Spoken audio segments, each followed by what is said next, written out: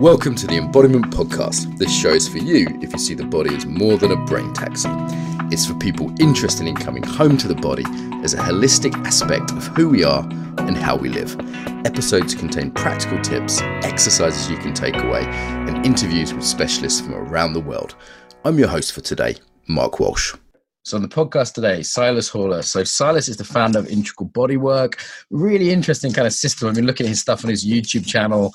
Met him at the Integral conference run by Benza, who was on. Bodywork for me is a really interesting topic. So I'm super looking forward to this, basically. So welcome. Thanks for having me. So how did you get interested in the body? What was your routine? I started with normal sports, but then a colleague of mine introduced me to what he called yoga, and it turned out that it wasn't yoga at all.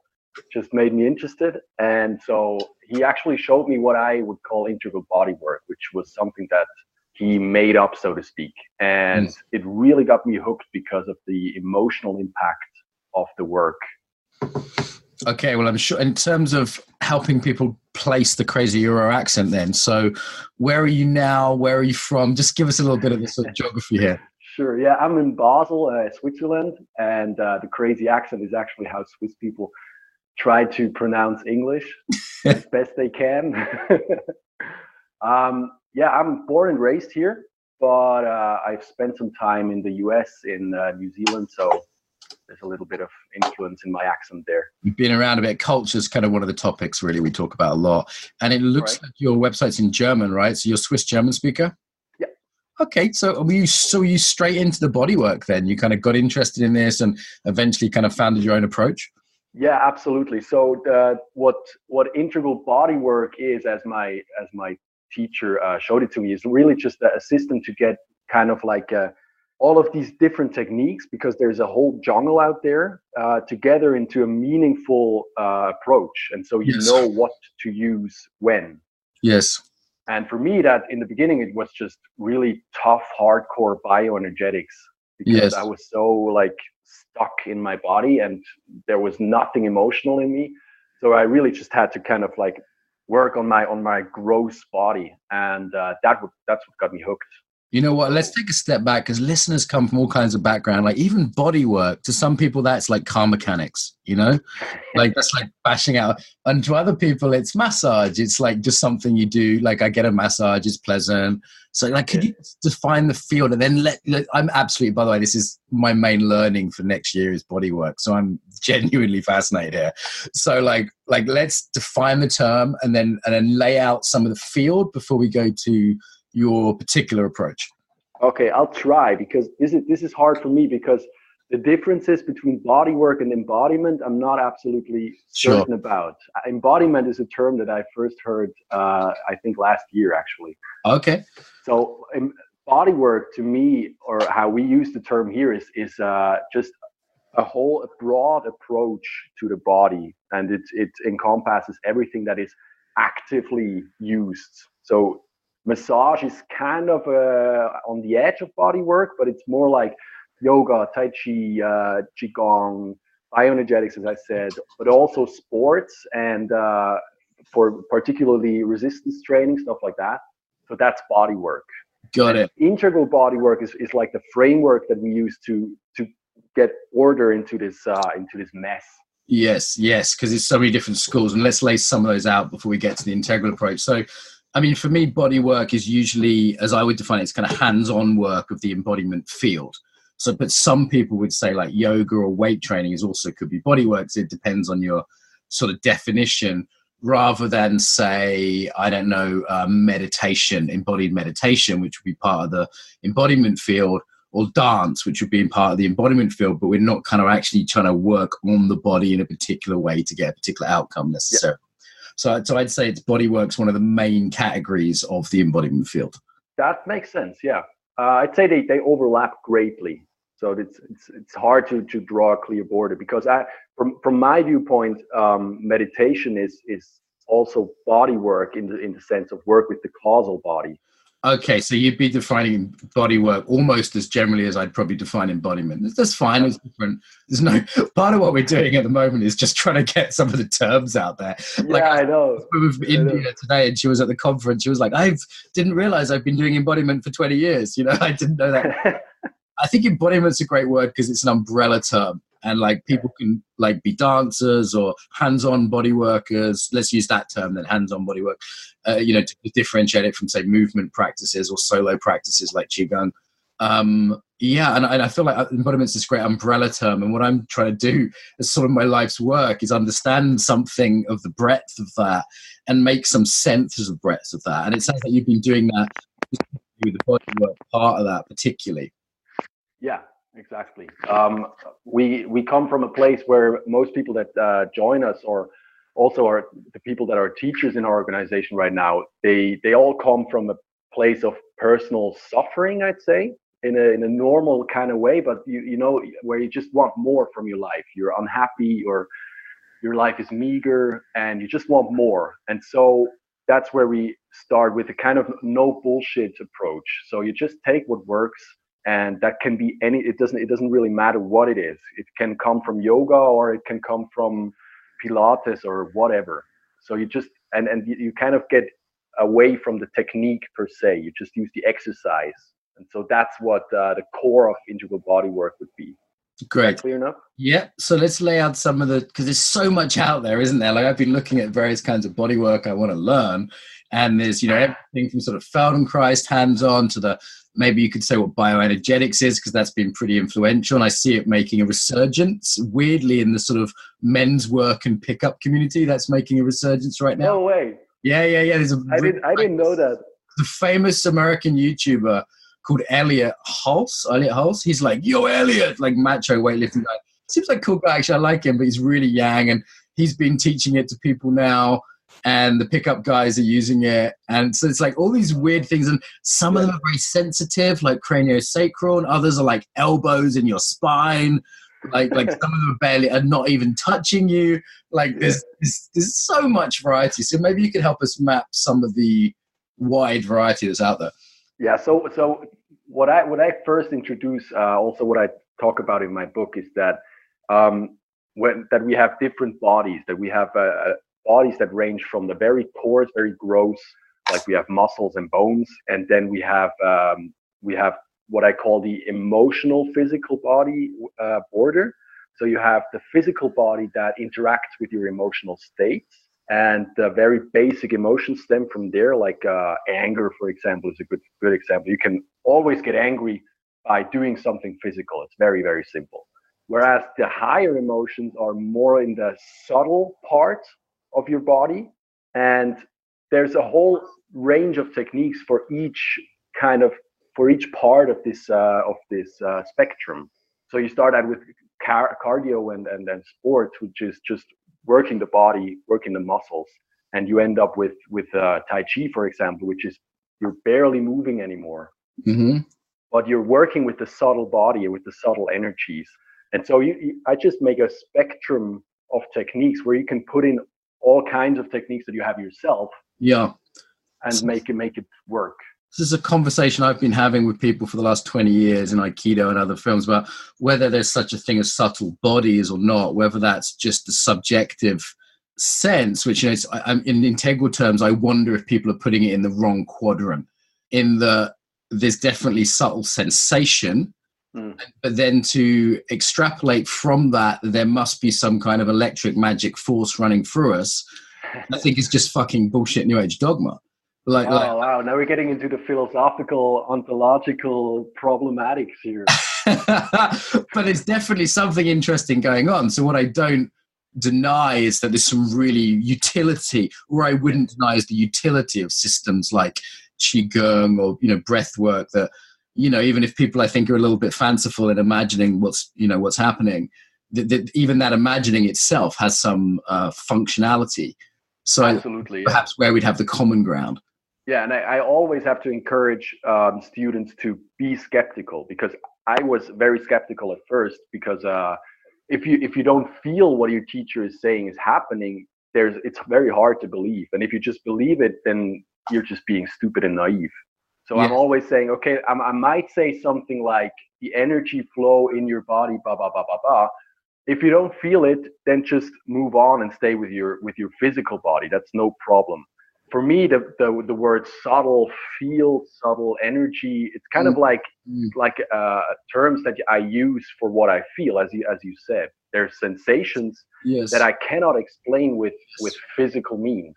Well, I mean, before people knew anatomy, they wouldn't have been able to explain a lot. But I mean, I'd say that's the subjective, and where I'd say like the best way, a really good lens I heard from that recently is a way of paying attention. Like, do I want to pay attention to the really obvious physical sensations, or the, you know, and I use the word here literally, the literally subtler sensations, and that comes with more sensitivity, or comes with slowing down or doing certain kinds of work. And where I see this go wrong is, like, I was listening to a meditation this morning. It's pissed me off this morning, so I'm sorry you're getting it in the neck, Silas. But the meditation teacher was saying, you know, feel the energy coming up from the ground. And I was like, what do you mean by that?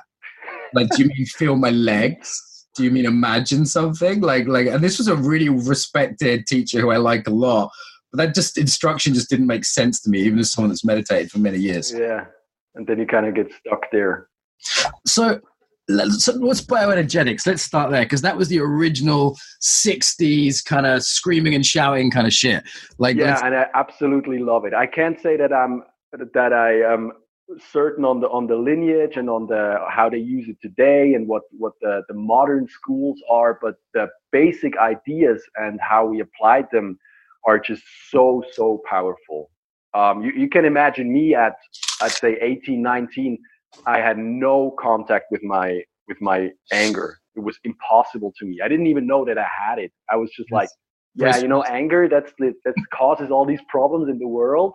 I don't know what's wrong with people. And so my teacher gave me like one exercise, a very, very simple one, and it took me about 5 minutes to get so angry I was about to explode. Yes. And that's when I was like, okay, there might be something here.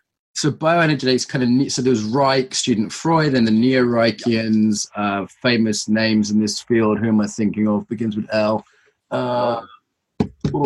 Various people working out, like Ezelan and stuff like that in the 60s. Yeah. Lots of screaming and shouting, throwing up into buckets. And, you know, what it's good for is like getting in contact with stuff, right? Like if you're not in contact with your horniness. I did one bioenergetics exercise for 20 minutes at the beginning of a yoga festival. And I spent the next 4 days trying to fuck everyone. Like it just put me so in contact with my randiness, like more than normal, I should say. And then more than normal, are you sure? More than normal. We have mutual friends. And the anger, like for me, that's not a problem. But I know for a lot of British guys, Swiss guys, Swedish guys, absolutely, just culturally they're cut off from that. And you can do exercises which would actually go, oh shit, that's what it feels like. Yeah. Exactly. And so I started to make the connection also through shadow work, that we can get into that later, that anger and your needs are really very much connected to each other. So I realized that I was so unhappy because I wasn't in contact with my own needs. Yes. So I couldn't fulfill them anyway because I wasn't in contact with my anger. And so getting in contact with my anger was like the first step for me, and I really worked hard on that, and that was like what got me hooked. Great. So I started to be able to have great sex, for example.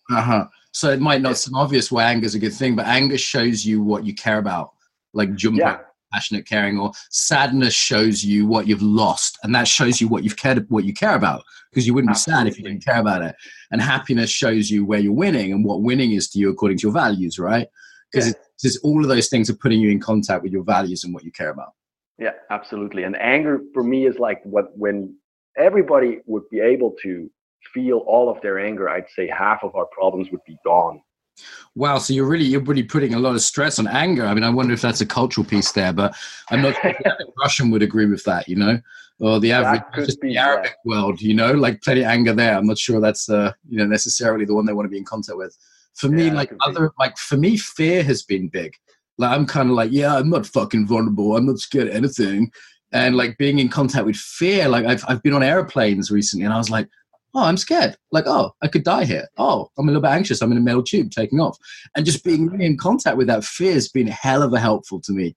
as someone that Right. never struggled with joy or anger, which are the typical British ones to struggle with.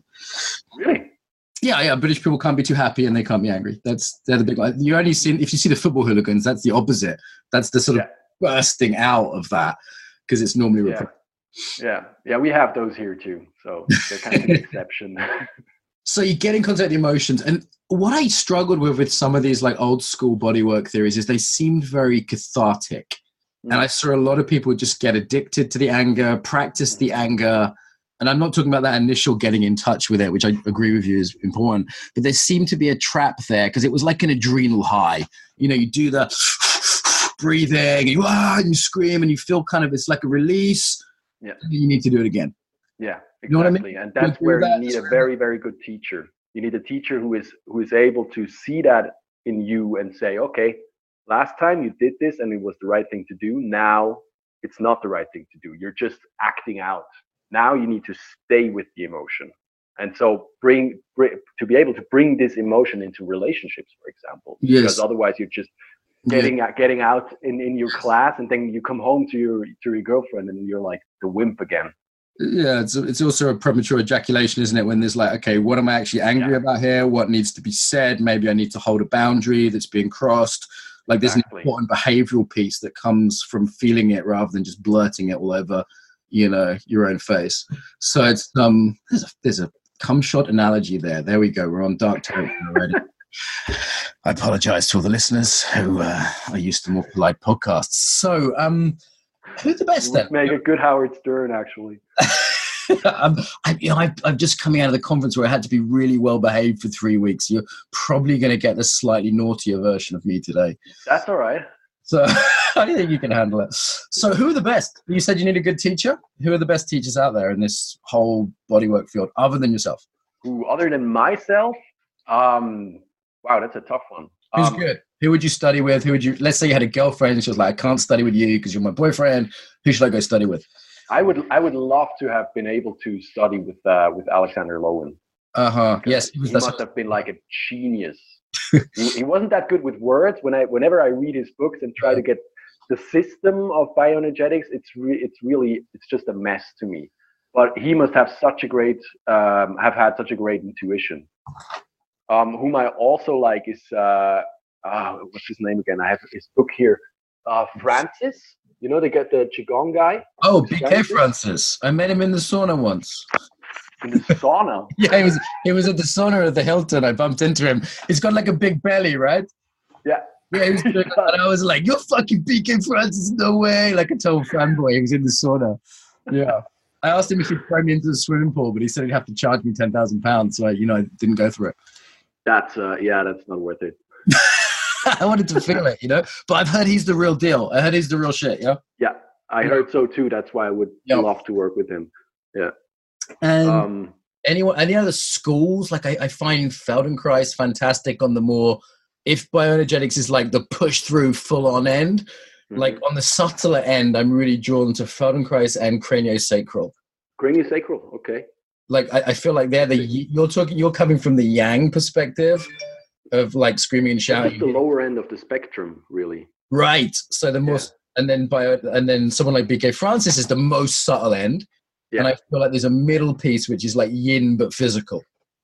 Yeah, I would put that in with some schools of yoga that are you're still moving a lot, but it's very much to get into states, into consciousness states. It's not so much about the body anymore.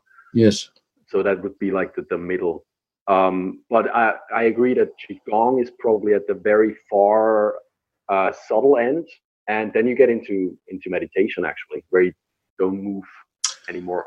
Got it. So you're seeing it as a spectrum of this nice perspective, intensity from sort of meditation where you're not moving, to Qigong where you're moving a bit, yoga where you're moving a bit more intensely, and then the sort of full-on kind of hardcore hands-on stuff at that end.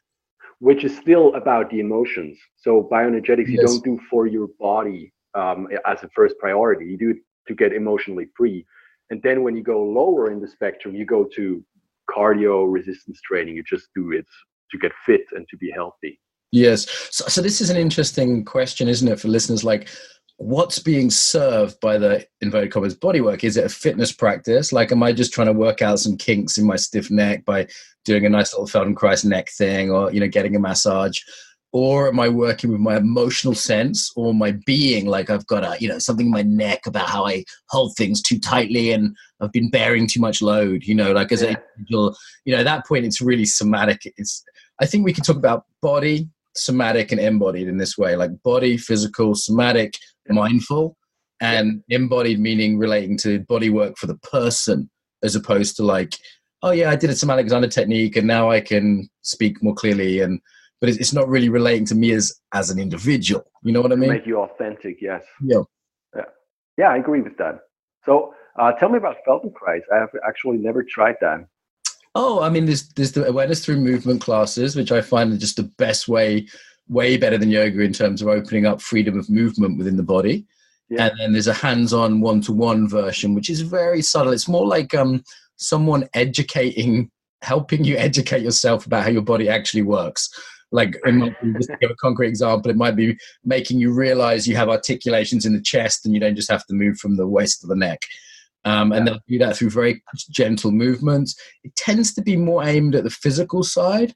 Like Moshe talks a lot about the emotional other sides, but mostly I see most people doing it either to help people in physical pain be in less pain, or the other end of it, it's interesting, it's very graceful people. Like dancers love it because it leads to a very smooth quality of movement as well. So your classes are normally this weird mix of sort of disabled old women and like super fit dancers. So they get along. Yeah, it's all somatic. Any other, before we go to the integral approach, are there any other schools or approaches which you're really like recommending? I've done good stuff with Alexander, with Feldenkrais. Bodywork, I tend to just get massage for fun. It's hard to get really good somatic bodywork. It's not so common, right? You should come to Switzerland. There's more there. Yeah, maybe I'll get you to England. Here. No, but a thing that I also like very much is rolfing. You know rolfing? Yeah, much more. We've had some rolfers on the show, and for listeners, we've had people from Feldenkrais, Alexander, and just look up other episodes. But rolfing tends to be the more quite direct, physical, strong pressure, right? The structure. Yeah, exactly. You work with I don't know the English term, with the skin around the muscle. Fascia. Fascia. Yeah, you work with the fascia, and I think it's a great complementary technique to bioenergetics, because bioenergetics works with the muscle directly, and you release tensions in the muscle. That's the main goal. And rolfing works with the fascia surrounding the tissue, so you kind of have to integrate the two. And the funny thing is that I used to massage people and get massaged really intuitively, and then later realizing, oh wow, that's rolfing. So it's like you practice intuitively. Like I've been playing with bodies intuitively in Aikido and other ways, and then all of a sudden someone goes, "Oh, these are the meridian points," and you go, "Oh, right, okay." Yeah, there you go. That's my favorite bit to punch or kiss, or like intuitively you found some sort of way of accessing that. Yeah, absolutely. Okay, so there's all these bodywork schools, and kind of no one knows how to choose or how to integrate. So I guess an integral approach, like, is how to integrate all these different approaches. Is that the basic thing here? Yeah. What I try to do is I try to give you the framework, which is really based on the integral approach by Ken Wilber, but it's applied to integral bodywork. And I have not found it done this way. I don't know if I'm the only guy, but yes, I haven't found it yet. And so what I just give you the framework, and you can fill it with what you like. So what you do already, or what you have great experience in, it fits somewhere in this framework. And what it also does is tell you, okay, if you're doing that, maybe you should try this also. If you have done, for example, take the usual example of the yoga chick, which is super flexible and emotionally also very flexible. Maybe she should do some very gross, tough work to get in touch with her anger and get in touch with her strength. And the other way around, of course. So you have like a super strong, tough weightlifter. Maybe he should do some subtler stuff. Mm-hmm. And so that's all in the framework. It kind of tells you by itself. That's the integral part of it. Okay, so it's looking at what someone's already done, maybe they're very muscular, they've done weightlifting, but they haven't done the subtle side. Or maybe they've done all this qigong, but their body's still kind of wimpy and flaccid because, they haven't actually developed that side. Yeah. And looking for balance within that. Yeah, absolutely. So that's the goal. And it also tells you that your practice will change over time. It will develop because you yourself develop, of course. Yes. And what usually happens is that you get subtler. You get into the more subtle practices. So my personal practice, for example, has changed from the grunt work to much more. I hardly move anymore when I do exercises. Yes. So it's kind of like I stay in one for 10 minutes or more. Yeah. And I think as people develop in any art, their discernment increases and their sensitivity increases. This is a usual, but not martial arts. You often start off with sort of, hard forms, they call them, rather than soft forms. And the hard martial arts, and then you gradually get softer. Or my Aikido got more subtle over the years. And I think there's often a progression there. Though I also see something as a bit lost when people jump straight in with the soft forms of bodywork or martial arts. They haven't done that, just grinding out strength, as one of my teacher calls it. And they're trying to run before they can walk. Do you know what I mean by that? Yeah, I know. And they can only repeat what their teacher says or what the technique says they should do because they don't feel it yet. They're not sensitive enough to feel subtle differences. Yeah.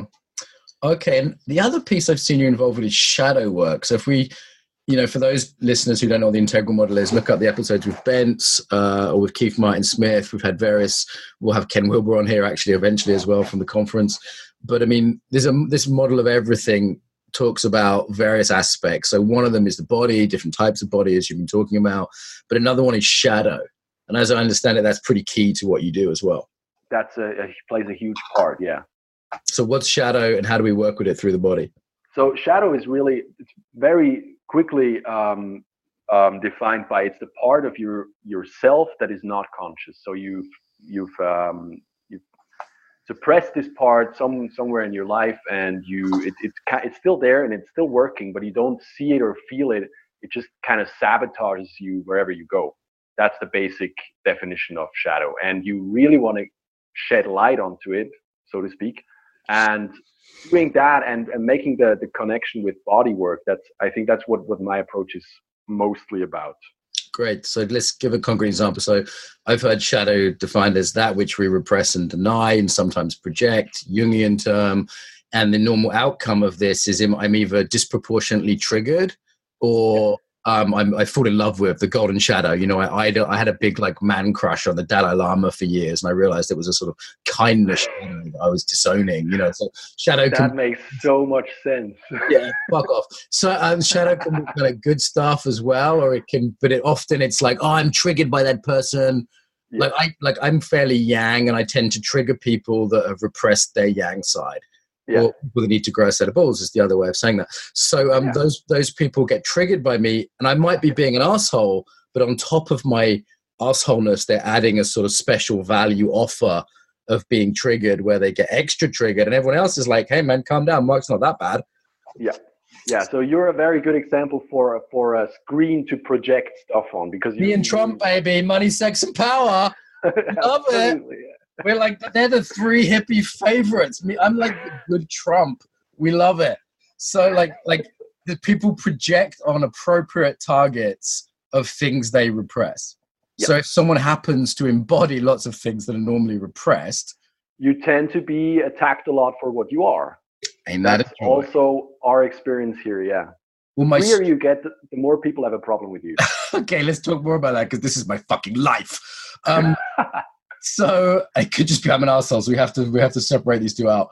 It's important. It's not an excuse, to be like, you know what? The reason you don't like me punching you in the face is you have issues around shadow. Yeah. To get free, you should absolutely let me punch you in the face. That's the only way to do it, because I've seen that sort of weaponized that way as well.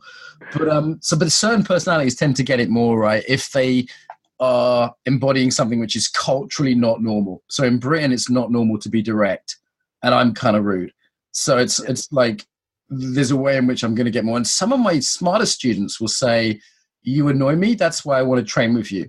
Like they're recognizing the trigger that means they have something to learn. Yeah, so there must be a lot there because there's a lot of energy stored there, like psychologically speaking. When something triggers you, good or bad, there must be something there, a part of you. And so when they decide to train with you, they're probably there's a good chance that they can get in touch with that. Okay, so that's the sort of smarter side of it, and then the more unconscious side would just be like someone like crazy trolling me for no reason. Because sometimes I've literally had this on silent meditation retreats, and I'm like, I've literally said nothing. So it is embodied. It has to be embodied if it happens in silent meditation. So maybe it's your nose. I don't know. Okay, so how do you work with that through the body? Because traditionally, that sounds like the domain of therapy, right? That sounds like you do a 3-2-1 Gestalt process, or, I kind of sit with the image of who's triggering me, or, stand in their shoes, or do you know? Yeah, there's all these techniques, and we use the same with body work. We use what works here. And it's important that these go side by side with body work. So only body work will only get you so far, just as only shadow work will only get you so far. But if you do both, you can really, it's really, really efficient. And the way we use the body for this is by, I always say that every shadow in the psyche, which is like a blockade in the psyche, has a blockade in the body corresponding to it. So every emotion that is stored somewhere in your unconscious is stored somewhere in your body.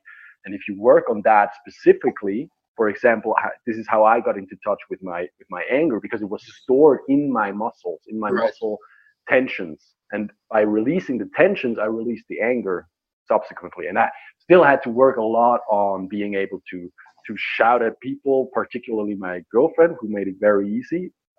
But this came later. So I first had to be free enough in my body.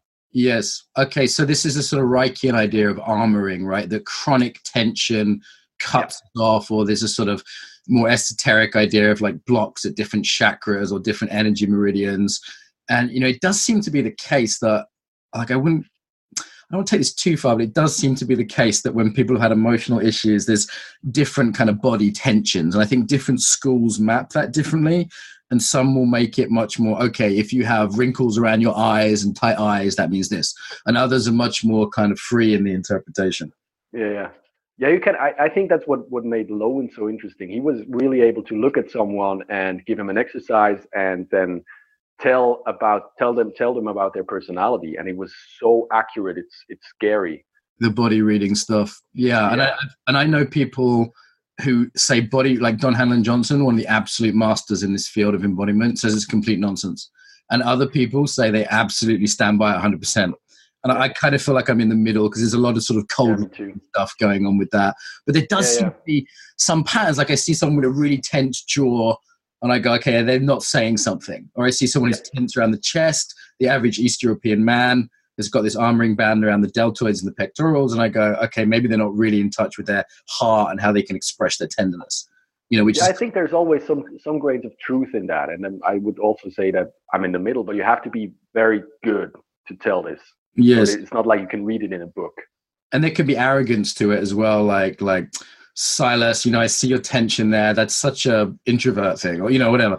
It's you know what I mean. There's an arrogance to sort of saying you see people and know something about them that they don't know. And I think that's where I have some misgivings there, but there seems to be something in it for sure. Yeah, you have to be able to do it if people want to. Or if my students want to know what is there, because they might be frightened, for example. Yeah, it's good if I can tell you. It's probably going to be fear, or it's probably going to be anger. And so they know what's coming, but that's only when they ask. So I think that it depends on the motivation. Yes, that makes sense. Yeah. Like where's that coming from? Is it coming from a superiority, or I have the magic powers kind of vibe, or whatever? Okay, so shadow work can be done like through talk therapy type way, but also through working on certain tensions in the body. Like, what would that look like if I said, what? Let's say someone's listening to this and they know they've got stuff around money, and they find rich people really triggering. There's one I hear a lot. Like, how would you work with the body on that piece of shadow around wealth? Well, it's hard to come from the psychological side with such a specific topic and go to the body. Yeah. If you would say someone has a problem with their sexual desire, for example, I would give them probably an exercise for their lower back, because that's where mostly sexual energy is suppressed. Yeah. Particularly for men. For women, it's more in the hips, I think. Okay. Yeah. And there is something, this is kind of intuitive, if you see someone who's got like a really relaxed, open mouth and their hips are moving and, you're on a date with that person, you're guessing you're in for a good time, right? Probably, and you see someone else with a dry, tight mouth and you might think, oh, maybe that translates elsewhere, Yeah. Like exactly. there's a way in which we're intuitively doing some of this anyway. Like you meet someone and they're all the tight, time. the whole system, you kind of feel like, what, this guy's maybe a bit uptight generally. Yeah, absolutely. So when I see Mark Walsh, I usually see like over the top, angry, arrogant. Are you giving me an unrequested public somatic assessment? How unethical of you, sir. Oh, I didn't check my motivation. I'm so sorry. Didn't you ask for that? No, I'm outraged, Like that's the kind of shit that gives hippies a bad name. So don't do that again. Though obviously you're completely accurate. So we all have these, it's fairly obvious to people. Like you've only met me a couple of times, but we're pretty, like joking aside, we're pretty transparent to each other. It's kind of like often it's like everyone else fucking knows. That's not going to be a shock to any of the listeners who have never even seen me, what you just said. You know what I mean? Yeah. So it's there to see, so we might as well work with it. Absolutely. Yeah. Okay, what else? What I would maybe I can give a normal, very simple exercise that I would give someone with Great. So maybe you have problems with your sexuality, strength, anger, and needs. So that all points into the direction of your anger/strength energy that is suppressed somewhere. Particularly as a man, it's very common. And so what I think, maybe you can try this at home. This is one of my favorite exercises. You need a body for this, and it's going to be really, really tough, and you're going to hate it. But it's really strong. So you lie on your belly, and your body gets behind you and grabs your ankles up in the air. So you kind of push your feet against your body pushes their feet against your knees, and they pull on your ankles, and you kind of have to pull against them. So it goes into the hamstrings, I think is the right word. And so you just stay there, and you just give it all you got for as long as you can until either you're defeated by your helper or you get so angry you can't contain yourself anymore. So that's like I think the strongest and easiest exercise. And what's that for though? Just for getting in contact with some of that more physical stuff, or what? Yeah, that's to get into contact with your anger, which you can later translate into your strength. So if after that exercise you get up and you stand in a powerful stance, for example, you can get into touch with your, that I'm not moving like a rock kind of energy. So that's what I would give to a beginner, for example. Got it. Okay, and I've got your book just up on the screen here, Integral Bodywork from Mule to Centaur. Yeah. What's that term mean? Mule to centaur. That's an integral term, isn't it? Yeah, the mule is a metaphor that Ken Wilber used, I think, in his early books. For the mule is being ridden by the rider. The rider is the ego, and the mule is the body. Got it. The rider tells the mule where to go, and just really needs it to get around. Whereas the centaur is the integration of body and mind, and that's actually the goal of what I want to achieve with people. And let me ask a question in terms of practicalities here. Like, is this stuff people can do on their own? It sounds like you really need to work one-on-one. I'm imagining the average person's going to need quite a lot of sessions to make any kind of progress here. That's where I'm still collecting experience, I'd say. So I put out this information with the book and also with the channel. With the YouTube channel, I try to give people what I think they need to start on their own or to start classes with their friends, for example. But how much they can do on their own, I'm still learning that myself. I'm kind of being the teacher from afar it's very hard. Yeah, I wonder if there's a safety issue in people doing this stuff on their own as well, Well, the good thing about all of these exercises, they're all static, so there's no dynamic movements, and so it's really hard to get hurt with static exercises. I try to, believe me. Yeah. And the other question I have around this is scalability. Like, I'm in the process of starting embodiment circles right now, which is the whole point, is embodiment work free of charge, peer-to-peer. Or I look at AA, which I went to this morning, which is peer-to-peer and spread all over the world. And I actually look at how minority body work is, because most people can't afford it, even in Switzerland. Like, it's expensive, right? Like, if you're going to charge a fair wage for your services, and I'm not saying you're trying to rip anyone off, to be clear, but even if you were going to charge like something minimal, like 50 euros for a session, like you've got to charge that if you're going to make a living from it.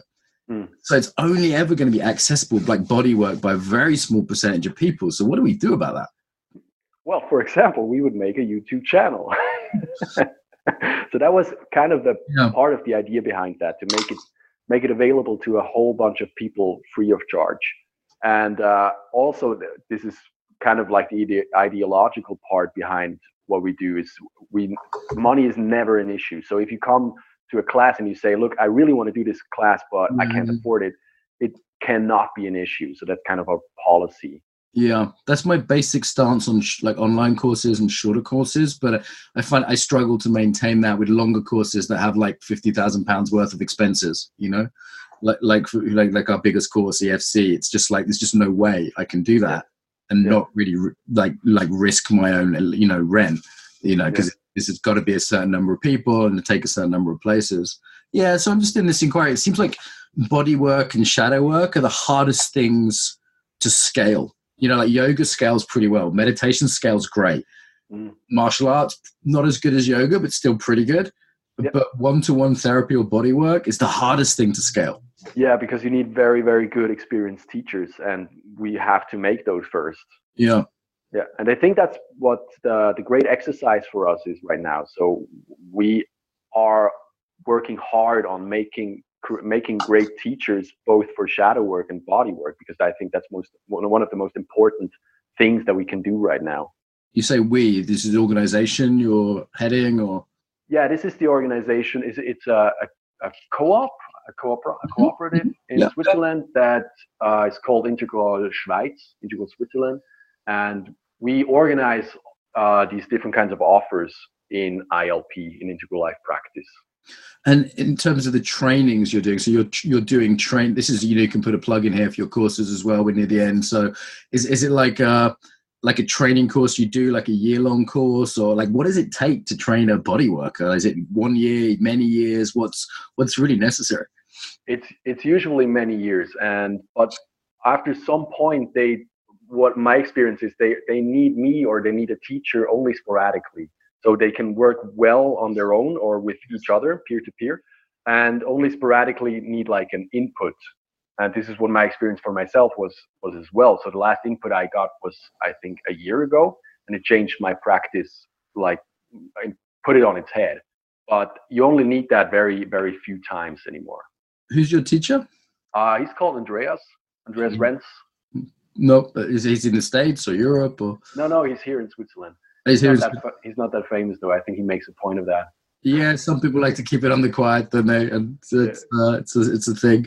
But are you training teachers yourself now? Or do you have a course where you're? The project that we're working on is building up an academy, an integral academy, where that would actually happen, but not just for body work, but probably something like integral coaches.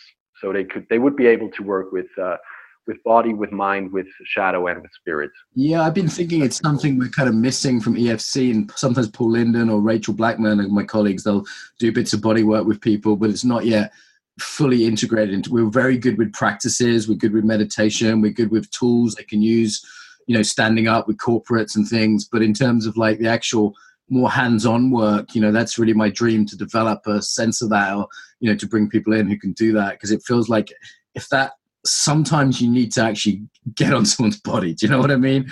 Like sometimes it's like, yeah, I can teach meditation and yoga and all that, but sometimes it's like, Paul, help that person, and he'll do like 20 minutes of body work, and there'll be a shift that they haven't been able to do all year.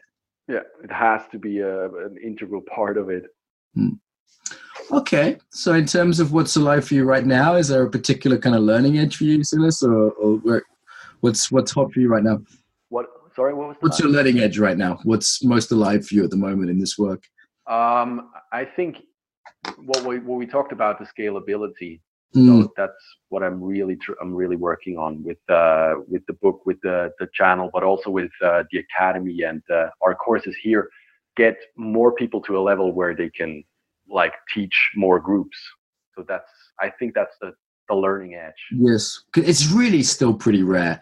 Like, I don't even know if there is a good somatic bodyworker in Brighton, and this is an alternative town, you know, like maybe one or two if I look it up, and it's pretty rare as if you're not in California, especially if you want someone who is really uncompromising with you, who doesn't let you finish the exercise before it's really finished, and you need that in order to get results. Yeah. But it's like it's the cultural tendency at the moment is to like really go easy, and if it hurts, stop. As soon as it hurts, it's a bad sign. Don't go any further. But there is also that debate in bodywork. It feels like the sort of bodywork sounds like you've been trained in the sort of more bioenergetic stuff. Really was like pushing hard and pushing through things and going through the pain and rolfing, penetrative, and then there has been this swing to the more gentle. And I've really noticed that. And that seems to me like an intelligent swing as much as anything. This idea that no pain, no gain, and you've got to be crying and screaming and vomiting for anything to have any effect. It just seems a bit much. It depends. I mean, you have to integrate the two. They're parts on the spectrum. Yeah. So if it hurts physically, it's probably an exercise from the lower end of the spectrum. Doesn't mean that that's the right exercise right now. And if it hurts emotionally, it's probably further up the spectrum. But you just have to know when to use which. Okay. Yeah, it's nice to have a range there. And okay, if people want to find out more about you, where do they go? The only German website I saw was in German. Is that the only one? The channel? Yeah, so there's a YouTube channel. But there's the German channel, but there's also, I tried to start an English channel, but it never really took off. So there's stuff on there. I really put up some great videos, I think. I got it. Yeah. Okay, here we go. Okay. Some stuff on shadow work on the YouTube channel. Yeah. And integration stuff. I tried to cover the basics, yeah. And we do have a lot of listeners in Germany and German-speaking areas. So, like, you can, how would they find the German one? What would they Google? They Google Integrale Körperarbeit. So, or probably my name with it, Silas Hörler. And you can find my book and my YouTube channel. Otherwise, you can go to integralesleben.org. Maybe you saw the website, which is our courses. And I think that's about it. You can find everything there. The integral Leben something. Like, it's like room for the integral bodies. Like this is sounding very 1940s to me. The Lebensroom. What was it? The Lebens. What was it called? 1940s. No, never mind. I'm making jokes about the German term for. Dude, I'm Swiss. I'm totally not part of any of that. You didn't do anything wrong. It wasn't me. We just held the goal. The money just kind of ended up here. I don't know. The Germans are writing angry emails now. Why do you have to keep mentioning the war? He said Lebensroom. Okay, so there was the Nazi term for living space, which is how they thought of into Europe. So there was that was the word Leben. I guess Leben is living, or yeah, that's the word. Life. Excuse my terrible German. Okay, and my terrible prejudice. So what else? Final parting message about the body. Final parting message about the body. I always like to make it to bring in the big picture, because we kind of tend to think that our practice is just about ourselves, to feel good in our life, to be free, to be happy. But what I see is that many problems we actually have because people they how do you call this in English, substitution needs. Probably they substitute needs with actions that actually don't really fit. So they don't like their job, they're overworked, they go on holiday. That's the usual. But if you get into touch with your body more and more, with your emotions, and you become freer and more alive, there's less of a need for that, and there's less problems caused by consumerism, by flying too much, by all of these problems that we're dealing with on the surface. But I think they're always symptoms of unembodied and unfree psyche and personality. So when you practice, you actually don't only practice for you, you practice for the whole world. It's a nice perspective. Thank you, and thank you for joining us. Thank you. Subscribe to get more. And you can also leave us a review on iTunes, which helps with our rankings. So really appreciate that. Equally, if you want to support the podcast even more, then fund us. Go to Patreon. Give us $1 per episode. Those who don't know, Patreon's a really good way of supporting things you want to see more of in the world. I know like so much is available for free now, and you know what I'd say is a lot of energy and effort goes into this podcast. I put it out there for free so everyone can get it. You know, Maud and I work on this. Everyone that wants it can have it for free. And if you want to support us, it is really appreciated. So it's patreon.com/Mark Walsh. And of course, if you want any in-person training, you can visit embodiedfacilitator.com. There's loads more resources there too. Till next time, welcome home to the body.